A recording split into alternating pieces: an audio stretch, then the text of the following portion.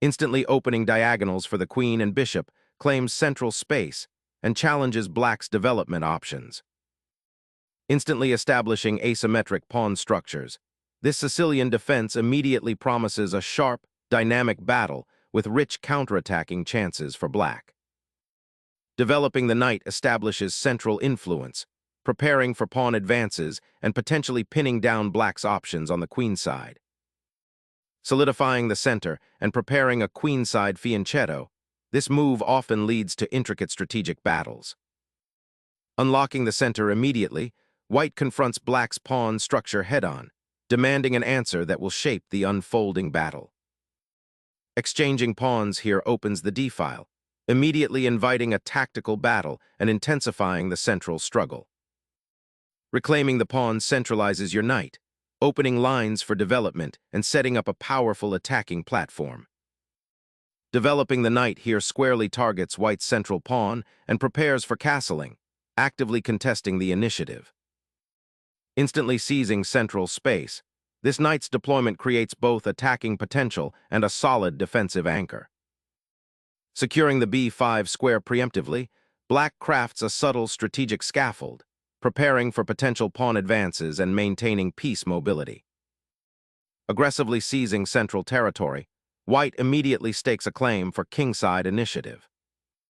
Reinforcing the central pawn structure and preparing for queenside expansion, this knight finds a flexible home. Re-establishing knight presence on f3 solidifies central control and prepares for kingside development, keeping options open. Solidifying the center now prepares for unleashed queen activity or a central pawn push. Developing the bishop to an active diagonal, reinforcing the center and preparing for kingside castling. Preparing to fianchetto the bishop, this move aims to establish a strong defensive diagonal for the king while potentially creating future attacking opportunities. Fortifying the king's sanctuary is a sensible priority given the open central lines and potential for rapid development. Developing the bishop to its most active diagonal, eyes fixed on the kingside. Unleashing a bold pawn thrust creates immediate central pressure and opens attacking lines towards black's king. Seeking to disrupt white's queenside space and potentially open lines against the king. Centralizing the queen offers flexibility for a knight redistribution, or prepares for a potential kingside pawn storm against black's developing structure.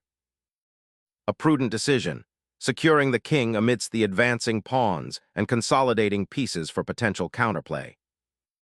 Shifting the queen to the kingside aims to exploit the weakened dark squares and potentially build an attack against black's uncastled king.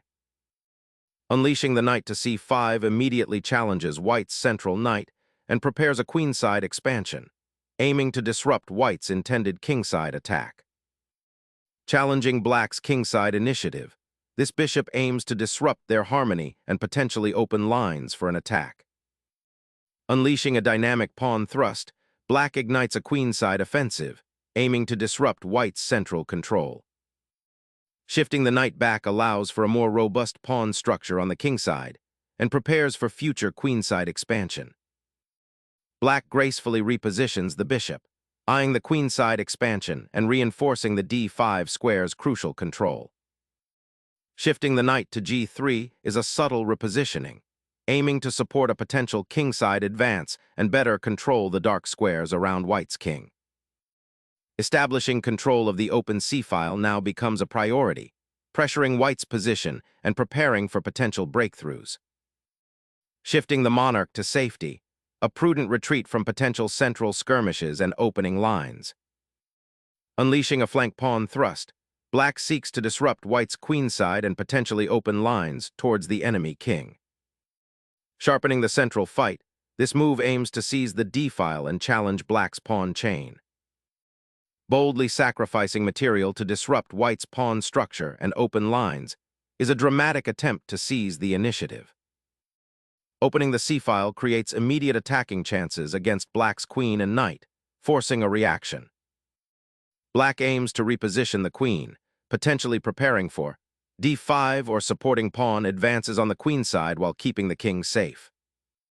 Initiating a strategic rook lift, to exploit the open c-file offers attacking chances. Shifting the rook aggressively to the center aims to exploit white's slightly uncoordinated pieces and challenge the open c-file. Unlocking the f-file with the rook prepares to assault the queenside pressure black has been building. Challenging the bishop's aggressive placement, black initiates a crucial pawn structure adjustment, aiming to disrupt white's coordination. Sacrificing a bishop here opens up the kingside diagonal, targeting black's now exposed monarch. Sacrificing the bishop opens up devastating lines towards your king. White now aims to exploit the exposed dark squares. Sacrificing material to expose the king's defenses is a bold gamble here. Knight ignites a counterattack, seeking freedom on the open g-file and harassing the exposed white king. Re-establishing the queen's central presence aims to disrupt black's knight-occupied queenside and reignite attacking possibilities. Black disrupts white's queen attack, creating counterplay by targeting the exposed king and reinforcing the central pawn structure.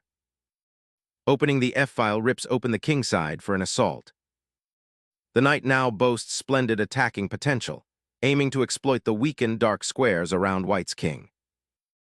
Focusing pressure on the kingside, this rook repositions to amplify an attack on g6, aiming to exploit the now open diagonal for the white queen. Introducing immediate pressure on the g-file, black aims to disrupt white's exposed monarch and exploit the open lines that have emerged. Securing the kingside becomes paramount as white shifts their attention to the threatened king. Clearing the c-file for its rooks now frees up crucial defensive resources for the king. Seizing control of the central squares with this knight jump threatens to dismantle black's pawn structure.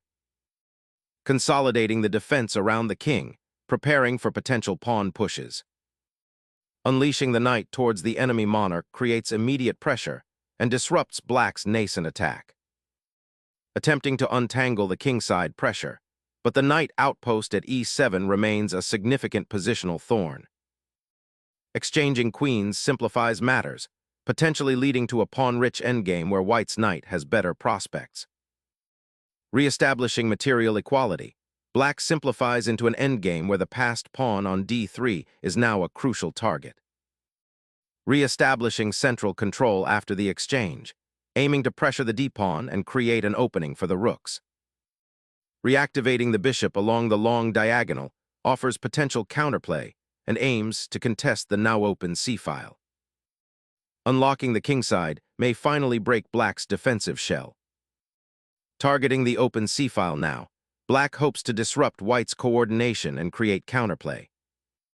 Clearing the open files now simplifies the position, aiming to exploit black's somewhat exposed monarch. Embracing the doubled pawns, black aims to leverage the open c-file for counterplay, a necessary attempt to awaken their somewhat passive pieces. Forces a confrontation with the lone king, aiming to exploit the open files and the isolated pawn. Securing the king's evacuation route seems paramount now, given the exposed position after the exchanges.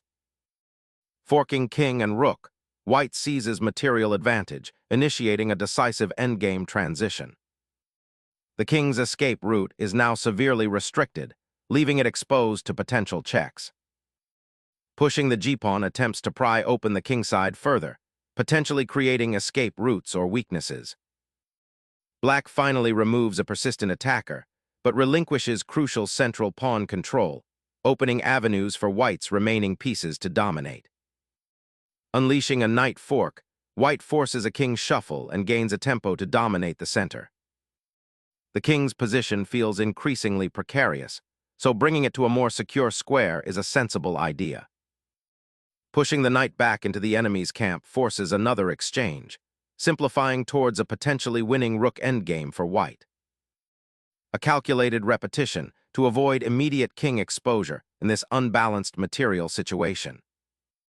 Repetition of this knight fork forces black into a passive position, surrendering the initiative.